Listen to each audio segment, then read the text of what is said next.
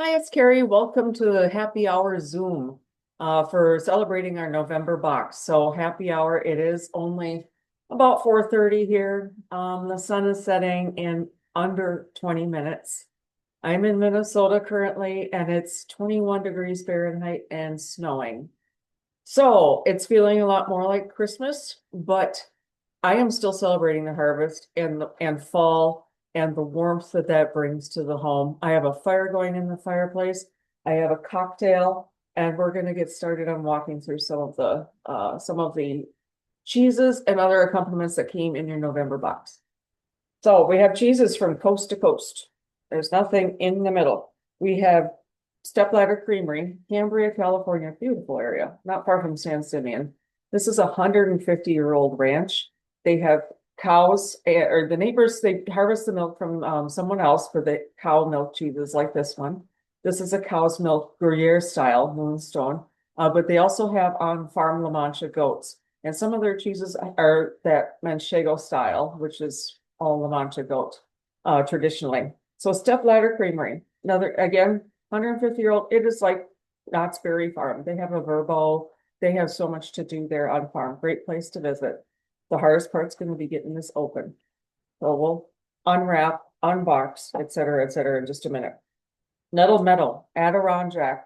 Now, when I saw Jack, I am originally, from Wisconsin, and we had Kojak, Colby Jack, Jack cheese. That's Bella Jack. It was another California type of cheese. So I saw Jack, and I was thinking, okay, it has something to do with more of a cheddar style of cheese. No, Applejack. This has been soaked in Applejack brandy. Cute little brie style. I'd say mine is about on its second stage of ripeness when I'm shopping for a cheese or just looking and evaluating how old it might be. This is typically aged 2 to 4 months before it's put out on the market. The Stepladder Moonstone is 5 months. And this one's about the second stage of ripeness. Now, this is how I kind of tell people how to evaluate your brie cheeses, camembert style, those kinds of cheeses. Like a steak. So they say when your steak is on the grill and you push on it and it springs right back, that's a well done steak. With a cheese, if you were to push on it and it springs right back, it's on its first stage of ripeness. It's young. Second stage, you push on it and the imprint stays. That's the second stage of ripeness. And this one, I think, is probably about the second stage. I'll know a little bit more when I take the wrapper off. But it's not at its third stage, which I'd be able to tell by squeezing the sides here like this.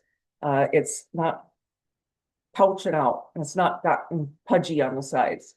And third stage of ripeness, you push on it, and it's not only stays, but cracks open and starts spreading all over the place. That's a third stage. That's kind of the end of the life of that cheese. So I'm looking forward to this because it's infused with, it's a triple cream, which means it's probably the highest fat, richest type of brie cheese that you can have. And apple brandy, again, harvest. And then our last one is Point Reyes Fennel Blue. I like this. I've had this one before, and the fennel is just really subtle, which is nice because I'm not a huge fan of fennel. But fall, spices, sage, rosemary, all of those wonderful scents and tastes that come with fall. So this is a perfect one for our box. Point Reyes Station, California. We have some truffle parmesan. Because why have normal crackers? Why have plain crackers? We need truffles. We need parmesan. Firehook crackers. LaQuercia prosciutto. This is Iowa. LaQuercia means or translates to oak, the oak. And that's kind of their symbol of longevity and time it takes to perfect and to grow. They also have a little piggy under here. So I don't know, they're Berkshire hogs. If maybe they're feeding on the acorns like the ones in Spain do, I'm not sure. LaQuercia prosciutto.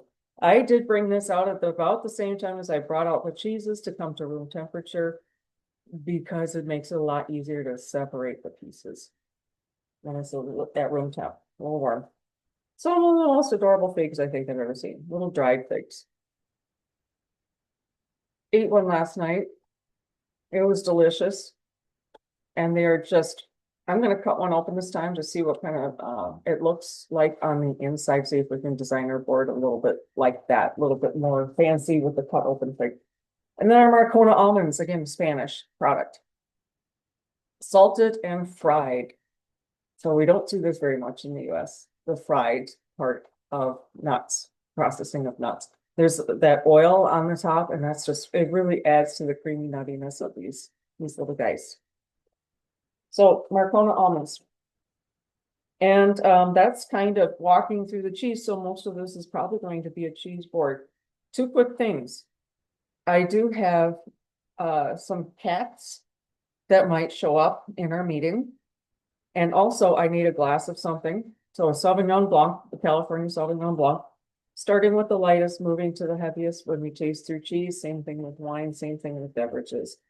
And also I have some other items here, but surrounding me is our candles, because like I said, sun is setting and it's not even 5 o'clock. So I'm surrounded by candles for two reasons. It's keeping my cats away from me and for the light, but you still might see a cat. So I have my cowbell. It's how I get my husband's attention too. Okay, they hate that cowbell. So we're gonna start making a little bit of a board with these guys. It seems like it's just a few ingredients, but it's going to really fill up this board. And I have some other things that I added on. Like I said, I'll go through them right now, actually. I'm in Minnesota, but I'm originally from Wisconsin. So harvest, potatoes, squash, etc., apples. I didn't have any actual potatoes, but I had tater tots, and these did not make it onto the state casserole, which is the tater tot hot dish. I'm just going to eat them as is, but it's a really kind of a fun carb to put on your cheese board. I have some roasted chestnuts, which the hardest part about roasted chestnuts is peeling them. So these might just go as decoration.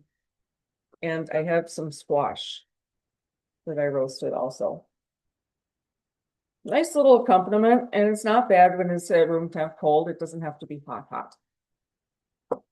I'll show you the squash because I'm really kind of stoked about this. This I got from my sister-in-law grew it. Yeah, I do have a thing in it. And it's a, what would you call it? A shadow pumpkin, I think. But I went ahead and tried it out because I like to roast cubes.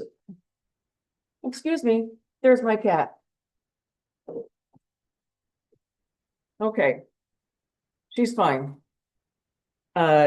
So what I did is I grabbed my cheese trier. I don't know if you've ever seen one of these. This is what affineurs use to check on the age of their cheese. It cuts right into the squash, or it cuts into the side of the wheel. And I pulled out a core, cooked it, and it tasted good. So I'm like, okay, well, we're gonna eat that then.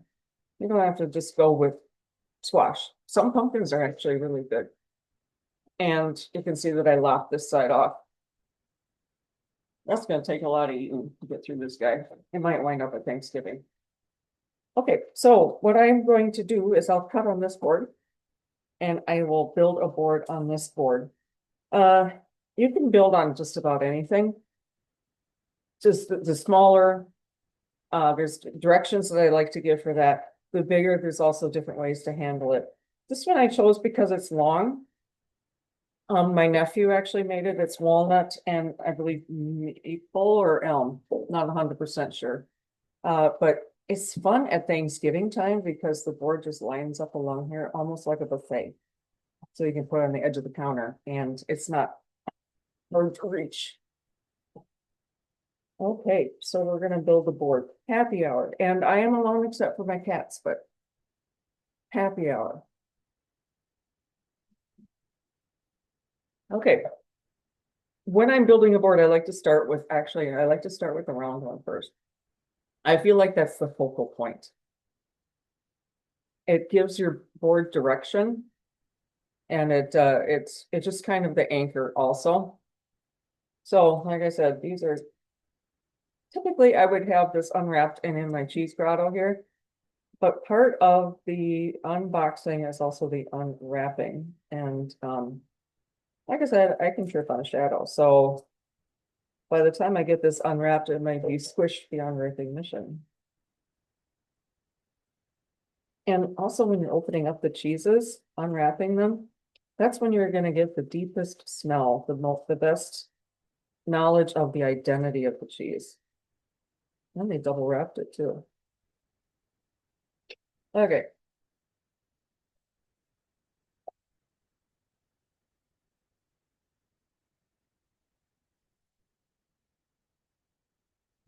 Well,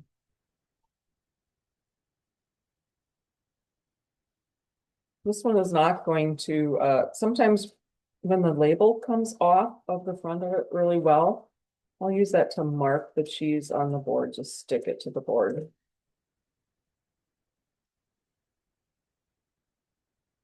Well, one thing I wanted to mention while I'm biting this cheese, okay, you can just get a little of the sweetness, but mostly it's the mushroominess on the nose. We have a very special cheese on the website, Thanksgiving pre-order, that you can order individually, cheeses and other items. Oh, it's really pretty. That is nice. That is really nice. One of them just dropped, and it is a very coveted cheese. It's called Rush Creek Reserve. Look on the website. I actually was in Wisconsin this weekend, and I couldn't find it. It's produced in Wisconsin. I couldn't find it in the shops, but we have it on our website. It's produced in southwestern Wisconsin. Oh, this is really a pretty cheese. Sorry, I find cheese to be pretty. So I'm gonna just kind of space things out. I call it my anchor stores. They're just different. They're kind of holding the board together. You know what I mean? So Point Reyes Blue, another struggle to get open. The funsies. The foil on a blue is there. You'll see it on a lot of different blue cheeses. It's there for good reason. It helps to balance the pH on the rind of the cheese. Keeps it from being too active in that package. I noticed that the mongers in our area, cheesemongers, will double wrap when they do a cut and wrap. They'll double wrap the blue cheeses. It might be common across the country. I'm not 100% sure of that. And I think it's because of the smell, how pungent it can be, and color your senses. And blue cheese can do that. Because I can smell it right through this package, right through the foil. Point Reyes makes beautiful blue cheese. If you're not a blue cheese lover, this is a great place to start. Just trying a little bit of it because it tends to be just really creamy, slightly sweet, and very mild. But it's mostly the creaminess that will win you over. And it's practically spreadable usually. I can kind of feel that. This one's a little bit firmer. It might not be, we'll see if it wants to crumble or slice. We will see. First, it doesn't want to open. It's even double wrapped on the inside.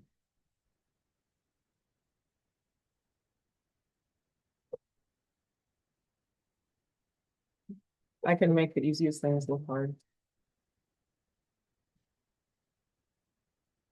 You might see it when you unwrap the green here. That is what blue cheese does. It sometimes has a tone of green to it.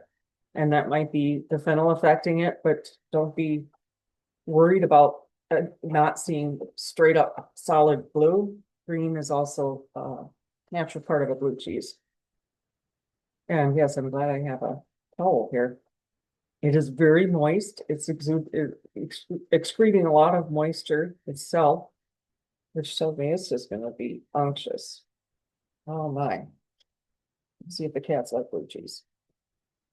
So these two I'm going to cut on this board, but the stepladder I'm going to cut on another board, a separate board. Yeah, the fennel's just really light. This would really like those sweet figs.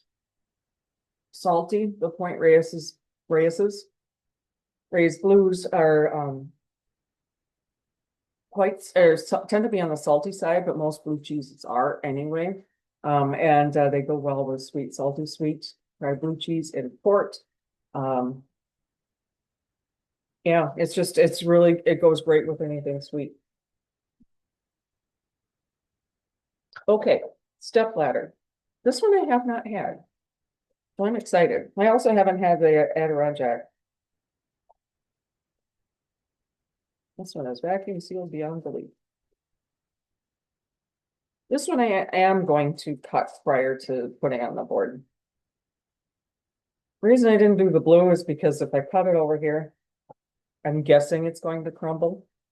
And that would be just kind of a disastrous mess trying to move crumbles over here. Same sort of thing with this. It's not going to crumble, but it's going to be difficult to move once it's cut. But harder cheeses like this are kind of a pain to cut on a pretty board. And this is a pretty board. So I'm not going to cover it up entirely. This is interesting. See, it's like aged in the cave and it's kind of gotten this sourdough bread shape to it. And kind of rested on this bottom side. I see a little bit of, looks like possibly some tyrosine, little white crystals coming in here.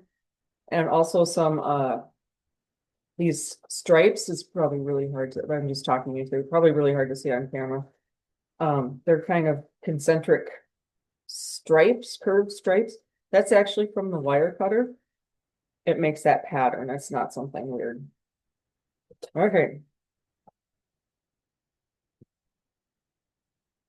Let's see what I'm going to do with this fellow. And a lot of cheeses of this style, same cutting technique. Cut the rind off on one side. Let's give it a taste. You can tell that the texture, the rind is not as palatable, perhaps, as the very center. It's not inedible, but it's not terribly enjoyable. Always taste the rind, because that's where the action is on the cheese. The cheese is aging from the outside in. This is where it's going to be more intense, especially if it's a cave aged cheese. It's going to be more intense on the rind to flavor up essentially a cave. Always give that a try. And then from there, I leave this curved side on, and I just keep slicing off of this edge, making little triangles. Now, with Thanksgiving, I just thought of this. With Thanksgiving, always looking for a do-ahead, right? For anything, to be honest.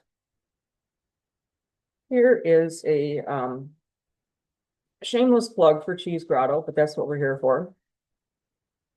I have my Grotto Classico right here.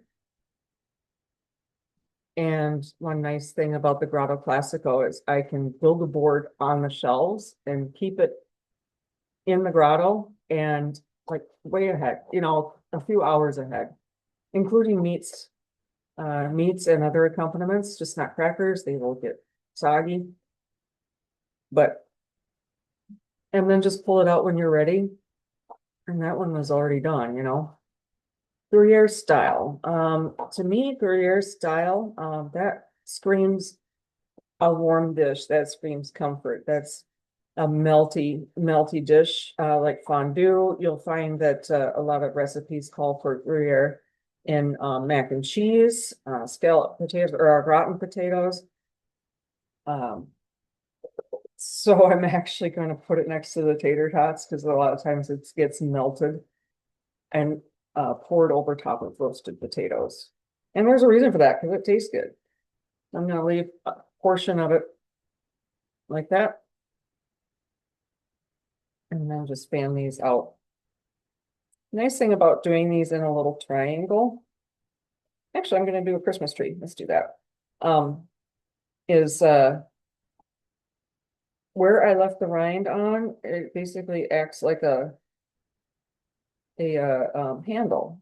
So when somebody picks it up, you can just nibble on down to the rind and eat it or not.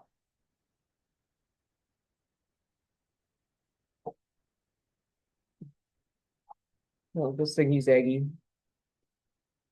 That's a technical term.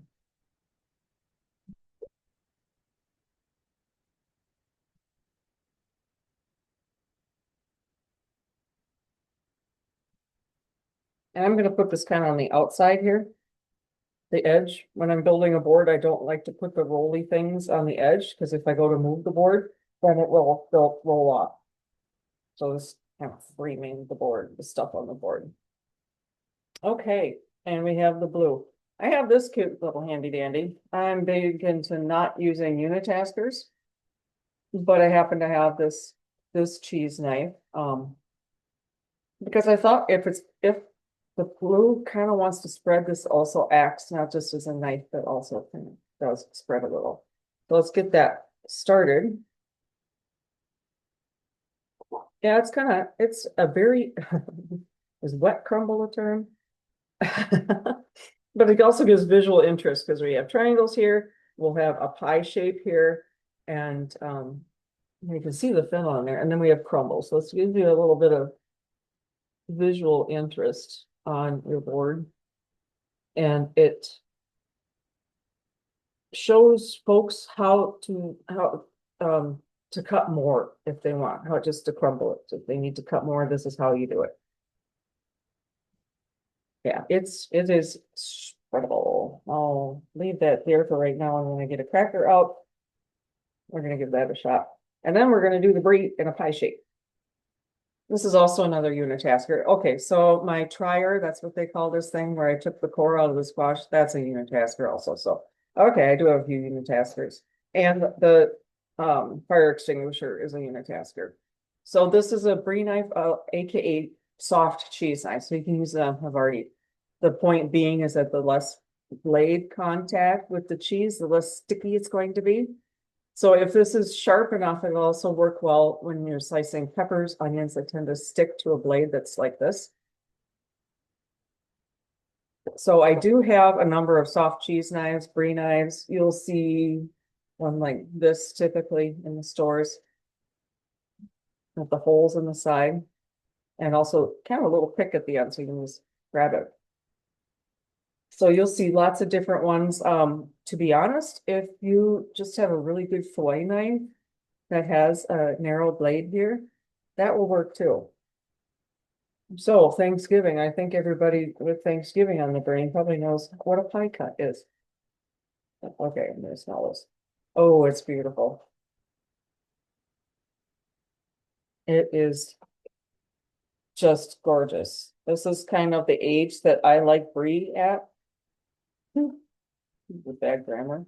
I'll show you in a second, but it's like you get to choose how you like your steak done. You can also choose how ripe you want your brie. So this is a perfect second stage brie. There's still a firm paste that's the very center of it. And there's a little gap just under the rind where that is starting to age and run.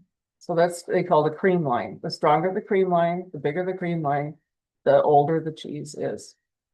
So talk to your monger and let them know what kind of cheeses you like and what age you like your brie. If you like it runny, it tends to be, on its third stage, and it's funky, stinky. It's got a lot of potency both in palate and in smell. Younger, it's going to be one that, you can bake because it's a lot more firm. This one I would not bake. I love the texture of that kind of softened butter center of an brie. So I'm just gonna do a pie cut and keep it simple. Ooh, it's squishy, yeah. I might have done better if I'd kept this in the fridge just a touch longer as far as the cutting goes.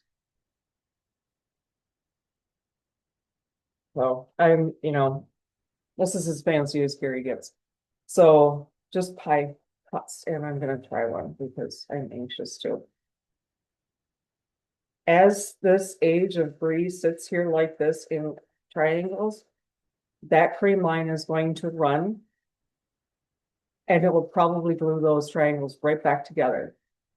So if you don't want to cut it, you don't have to. Just show people how to get a piece. Mm-hmm. That is butter. That's like if butter and sour cream had a baby. That is so delicious. So yeah, I put this with potatoes too. Yummy. Enjoy your cheeses. I'll see how that goes with the soft one.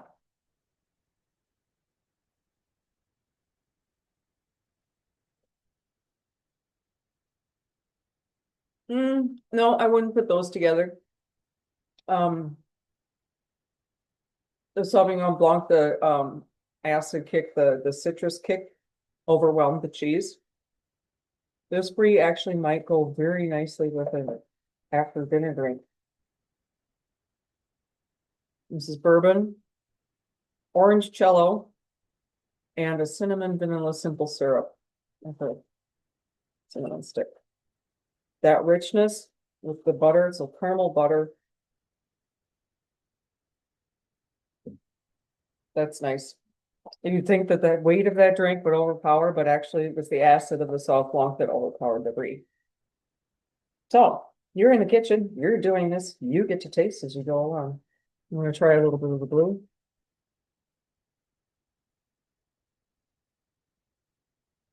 Hmm. I didn't smell the fennel, but now it's really coming through. But the blue balances it enough so it's not strong. Because I just chewed into a little piece of fennel and that can be really overpowering. But with blue cheese, I don't necessarily go in for flavored cheeses. That's what we call it when there's inclusions like this, unless it's well balanced. Sometimes you can get, a pepper jack or something like that, that you don't taste the cheese. All you taste is the pepper. Not particularly well balanced. This one is nicely balanced. Okay, then we move on to, well, these crackers are quite large, so I think I'm gonna wind up breaking them up, but I'm gonna move on to the prosciutto first.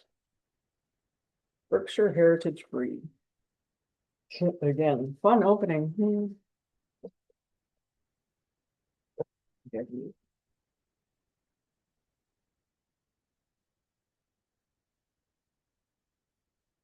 Hey, it's 5:01, so it's official happy hour, but it's dark out already. It's happy hour a little while ago. It does have some little leaves in between each one of the slices of prosciutto, so that helps pull it apart. It's vacuum sealed well, that did not open it.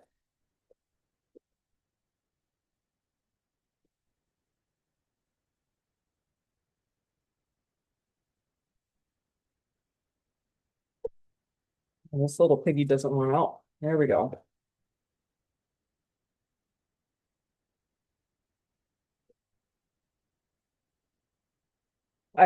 When I select a prosciutto myself, um, I like to see, not just the nice marbling, but this one has a nice fat cap on it too, because there's a fun way you can display that on your board.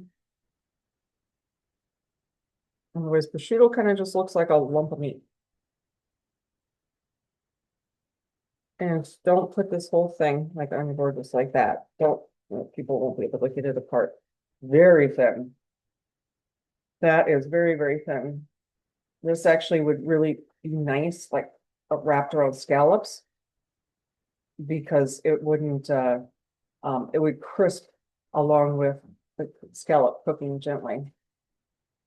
So zigzag it. I'm gonna make a ruffle out of that fat cap.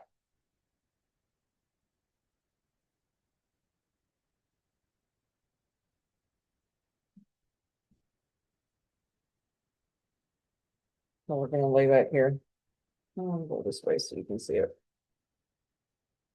And just keep going that way. That is one way to present prosciutto. And like I said, it makes it a easier little lump to pick up for your guests. And prosciutto can be, these slices can be a big mouthful. Popping that in while you're trying to talk with somebody is not that easy.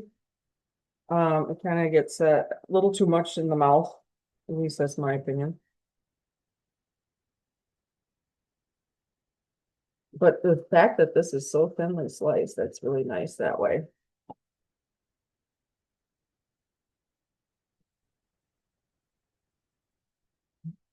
Fan it out like this. Okay, quit playing with it, Carrie.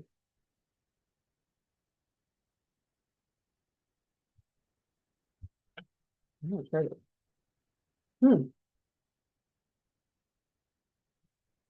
That's interesting. I don't know if everyone's had jamon iberico from Spain, but you can smell the acorns that they've been eating. You can smell it on the meat.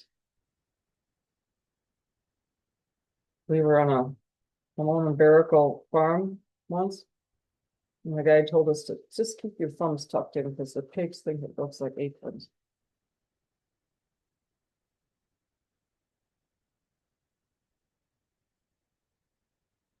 Looks kind of pretty.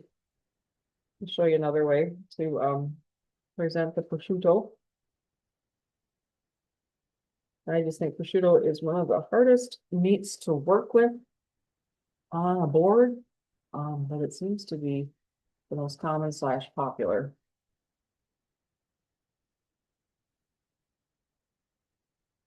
We didn't make this for old eyes.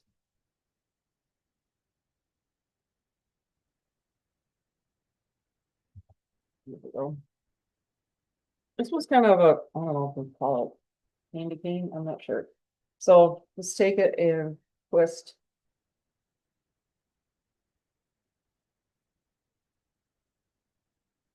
Like that, and then it'll spiral around into kind of a rosette.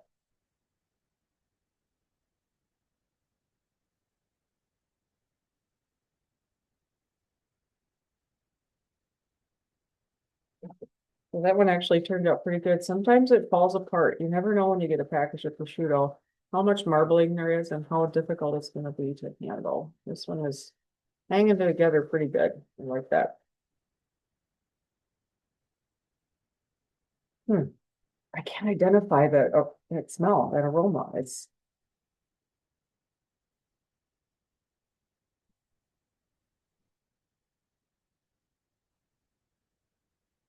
kind of something I don't really want to mention. So if anybody has ideas on, what you smell, what you taste, please let us know. info@cheesegrotto.com or info@cheesegrotto. The email's on the bottom of the page of the website. Okay, so let us know because we want some feedback from our customers. See what they like, what they don't like. How else are you going to get better? How else are you going to provide the best quality ingredients and service for your customers if you don't know their opinion?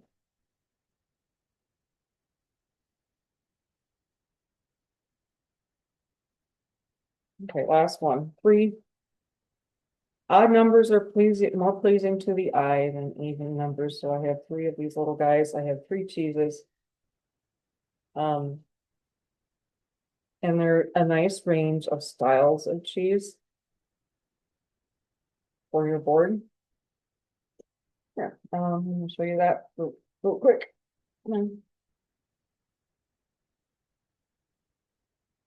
So far things are sticking, except for that name. Okay, so the crackers, quite often when I do crackers, I will leave them until the end. In fact, I think I'm going to because I'm going to put them on kind of the outskirts of the board. Especially if they're large, they'll be space absorbers. They'll take up a lot of space on your board. And if you leave it until the end and there's space, go for it. Otherwise, you can put it in a different basket or different plate. And people can still get to them, but your gluten-free friends will appreciate it. Let's go with the pigs because they're so adorable. Okay, that was really good. That was a good cocktail, Carrie. Oh, they look like little Hershey's Kisses. I'm gonna cut a couple in half. Anyways, we're just gonna see. I have this round, this curve going here. That was essentially caused by the brie, the roundness of it, but it gives direction to your board so it doesn't look like ultimate chaos. Come on, fella, stand up. And we eat with our eyes first, right? Also balance of color is pleasing to the eye. So I have this shade of red of prosciutto here and it's on the opposite side of the board as well. Do a few of these little thingy guys. And I'm gonna put some just over here hanging with the blue cheese. Maybe just a few. More of a pairing suggestion than you need to eat this fig with this blue cheese. Little fellows here. Put one open.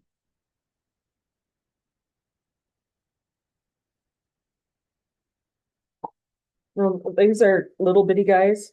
Oh, it still has a really nicely defined interior. I wasn't sure what it would look like if it would just look like the inside of a raisin, but it still has those little, you can see, they're not seeds. A fig is essentially an inverted flower. So those are the petals of the flower on one side.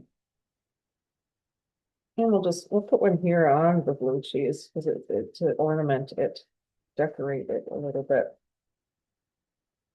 And I'm gonna put one here at the lead. Okay, marconas, they will fill in. They go in the holes. I have some holes over here. Scooch this over. I am kind of holding on with some spaces for, my other items just for funsies. So we're gonna put some marconas there. I think that they're the best as far as an almond goes. It's like tasting water again. They're so good. I have to hide them in the freezer. Same thing with the macadamia nuts. Okay, so yes, believe it or not, I'm gonna put tater tots in this space here. The color actually balances this color of whatever you call this color of fig. Brown ham.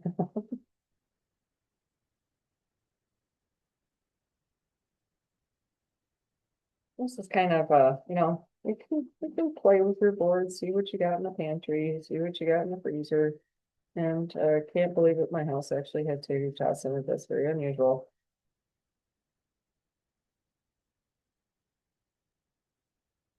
There we go. Salt. That adds this really a salty punch to the board. And well, those crackers I'm guessing are probably not as salty as these tater tots because I have a thing for salt. So I really overdid it out. And they're fire hook. The nice thing about these crackers, they are sturdy. And if somebody really wants to spread some of their blue cheese on there or put a piece of brie on there, it's not gonna fall all over the place. Oh, subtle truffle, that's good because I'm not a huge fan of truffle. It's very subtle. It can be really, really overpowering. Oops, a little piece of blue cheese fell.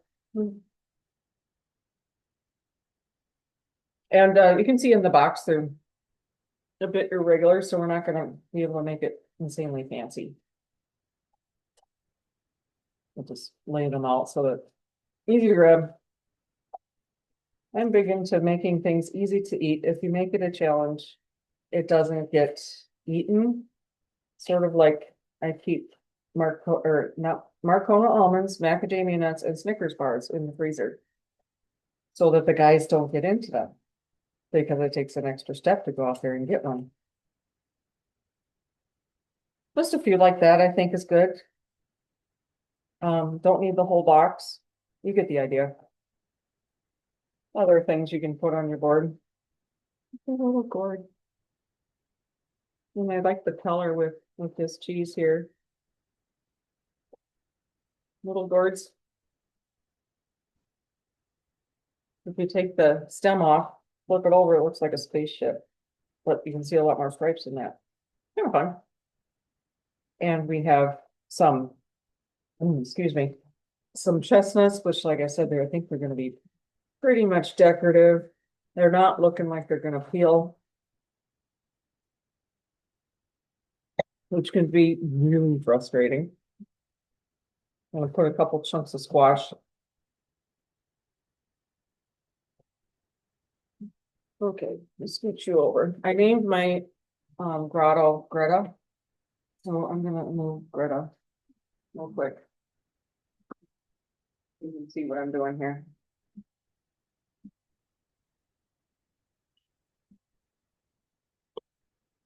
This kind of squash, the firm, I know I'm giving you lots of other information.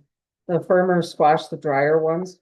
This will make a nice compote too. And I'll throw little chunks, roasted chunks in a pan with some cranberries, some onion, sugar. And then you can, that kind of compote would actually work really nicely with the brie.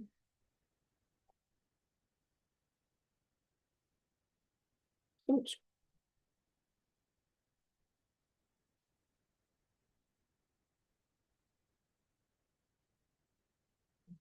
I am not a fan of squash, except for the first one of the season. That always is the best, right? The first thing of the season, first watermelon, etc. Okay, so other things that we can put on. I have the chestnuts. I wanted to show you real quick, sliced apple and a fun way to slice and display. Again, we're talking harvest. Some of these things off the board here. This is the University of Minnesota is known for its plant innovation, I guess is one way to put it. Northern hardy grapes. A lot of that's been led by the University of Minnesota, as well as varieties of apples. This one is called First Kiss. There are some apples that will not brown as quickly. I'm not sure if First Kiss is one of them. It's cut in half. I will put that out first. I might. And I'm gonna take the cover up. This is where you might need to call emergency services.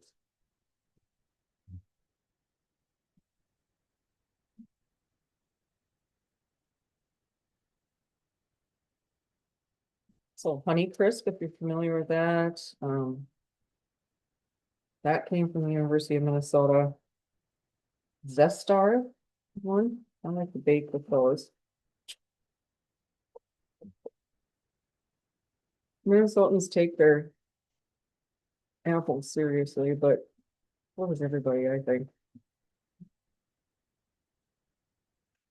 I actually know somebody who likes Red Delicious, and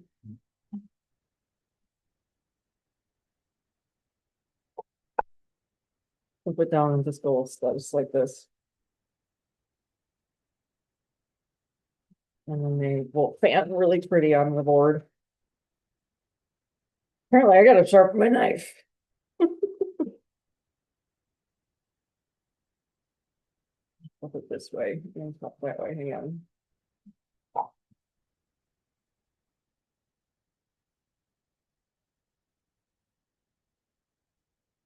One of the nice things about apples is even if they don't get eaten, they look really pretty because of the red.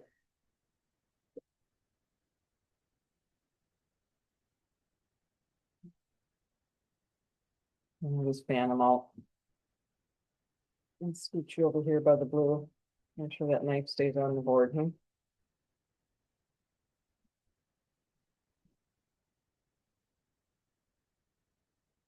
Okay.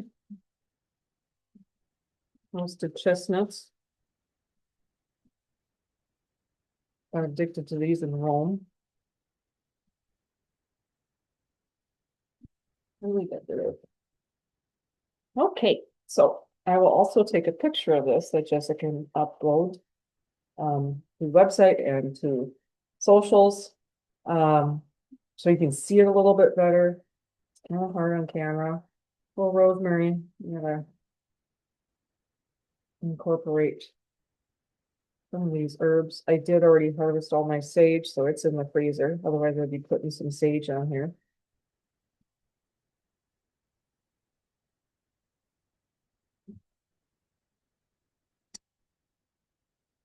Rosemary can be, you can overkill with rosemary, so not, that's fine, okay?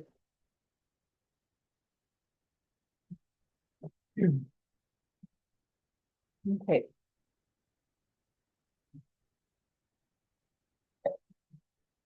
So I'll do my best to hold it up, and I hope that everyone had a happy hour. And I'll share my other cocktail.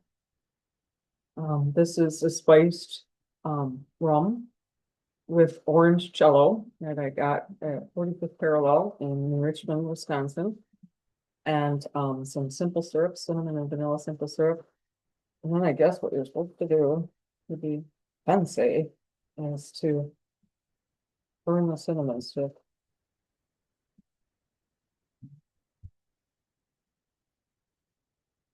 with a little glow on it. It's not exactly incense. Here, here's. And then I looked, the cinnamon stick bought me on the nose. A lit cinnamon stick. Okay, let's scooch this forward so we can get a look at it. And if you have built a board along with me, or maybe whenever of the November box, please send us some photos. We'd love to see it. And it's getting late. If you want a November box for Thanksgiving, in time for Thanksgiving, it'd be best to order now. Order deadlines are Sundays, and they'll ship on Tuesdays every week. So if you wait until the Sunday right before Thanksgiving, it'll ship on Tuesday, but then it's in the hands of the carriers. So you decide if you want to do that. I don't always trust the carriers giving things in time. So, that's kind of devastating, especially when you're relying on this for Thanksgiving. So order, as soon as you can. And again, get that Rush Creek Reserve. I'm not kidding. It flies out of stores. People know what it is, and it is gone. There's two releases usually. One about now and one kind of end of November, December. There's another release. So if this brie was not aged enough for you, you can do that in your grotto. If you want to get it a little bit runnier, and you'll start seeing some of those little mushrooms growing on the outside. Again, that's what's, making the cheese. Is that what's happening on the rind.